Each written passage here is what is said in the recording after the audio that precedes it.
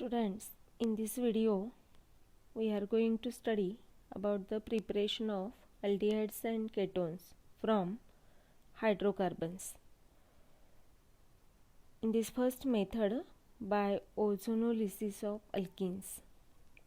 So when alkenes undergo ozonolysis, means if we take an example of alkene, first member of alkene family is ethene. So ethene, when treated with or when undergoes reaction with ozone, first in the first step it undergoes addition reaction. So addition takes place at double bond and this ozone is added in between these two carbon atoms. The name of this compound is ethenoozonide. Ethenoozonide, which is highly unstable and explosive product, intermediate, which is further undergoes reaction in presence of zinc and water. So breakdown of this compound takes place like this way. So the bond breaks from this place and we get the compound CH2O, means HCHO. So here we get 2 molecules of formaldehyde. So formaldehyde is formed from ethene. So 2 molecules of formaldehyde HCHO with removal of ZNO. Now what is the role of this zinc? If zinc is present in this reaction, it combines with this oxygen and further oxidation of this aldehyde is avoided. So we get here the final product aldehyde. If zinc is not there, then it further oxidizes and it is converted into its corresponding carboxylic acid. To avoid the further oxidation of aldehyde, zinc is useful because it forms zinc oxide. With the this zinc is combined with this oxygen and it forms its corresponding oxide. So this is the role of zinc. Now if we take one more example of alkene, propene.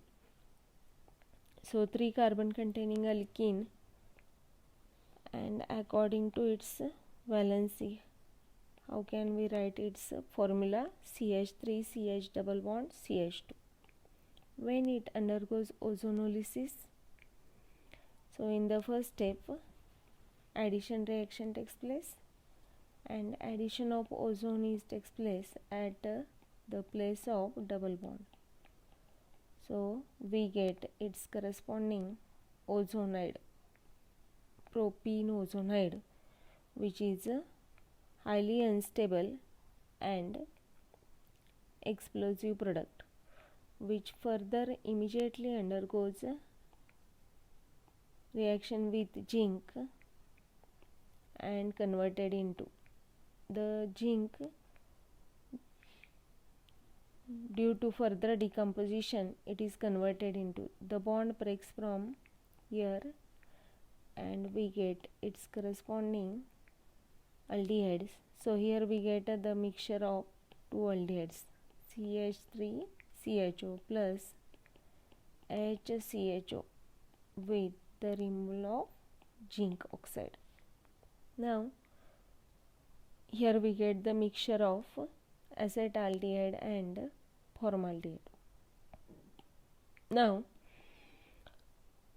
instead of writing this reaction, the short trick to identify the which aldehydes or ketones are formed when alkene undergo ozonolysis. If we take a 2 carbon containing alkene, then while it undergoes ozonolysis, the bond breaks from here at the place of double bond, and you add one oxygen to each carbon atom. You will get its corresponding final product. CH2O means formaldehyde, HCHO. So there is no need to write a complete reaction for the objective questions. If we take a 3 carbon containing alkene, then simple short trick is there. While it undergoes ozonolysis, so bond breaks from double bond, and you add oxygen to the carbon which is present at the both side of double bond, and you will get its corresponding CH3CHO and HCHO. If we take one more example of alkene, CH3CH double bond CH3, butadiene. So when it undergoes ozonolysis, we'll get its corresponding two aldehydes, CH3CHO and CH3CHO. So when alkene is symmetrical, we get same aldehydes. If alkene is unsymmetrical, then we get different aldehydes. Okay. If we take one more example of aldehyde, unsymmetrical alkene, like isobutylene, CH3C, CH3 double bond CH2. So when it undergoes ozonolysis, the bond breaks from carbon-carbon double bond, and add one oxygen to each carbon which is present on the both side of double bond. So we'll get here CH3CO CH3, acetone is formed and other formaldehyde is formed. So we get a mixture of acetone and formaldehyde, HCHO. So this is about the ozonolysis of alkenes. When alkenes undergoes ozonolysis, we get their corresponding aldehydes or ketones. Okay.